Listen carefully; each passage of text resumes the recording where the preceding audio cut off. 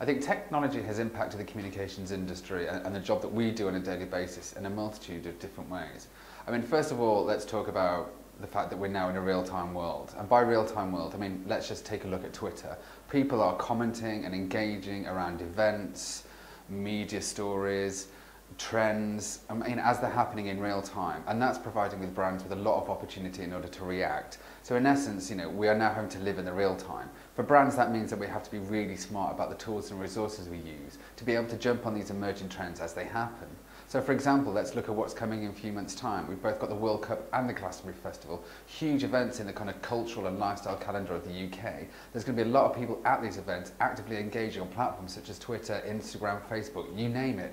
So that data is going to be there. Brands need to keep their eyes out and actually, I would say, prepare for these events so that when they do happen, there's not a lag between the event happening and you producing content that jumps on the opportunity and gives you a chance to talk about your brand message. Real-time marketing provides brands with a chance to be reactive in their communications, to jump on opportunities as and when they happen. But of course, brands can't just be reactive, they need to be proactive as well.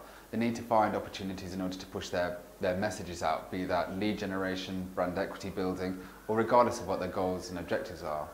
But in this technology-led communications world, that comes with many a challenge.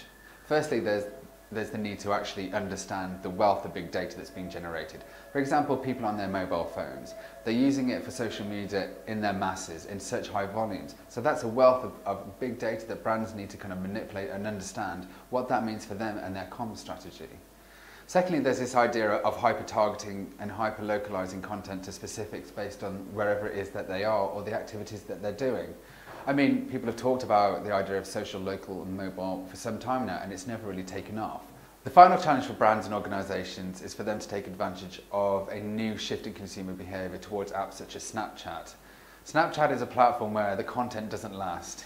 We don't call it long-lasting, we call it non-lasting. Because the content on there is deleted unless the user takes actions to do a screen grab. For brand builders, that means that our digital footprint in apps like this disappears very quickly. Therefore, there's no legacy in terms of content or stories for people to discover and follow to really understand what the brand's about. So brands are going to really need to engage with these different audiences who are using these new types of platforms to understand how they can really push their content and stories out to them in a way that's going to be long-lasting and meaningful.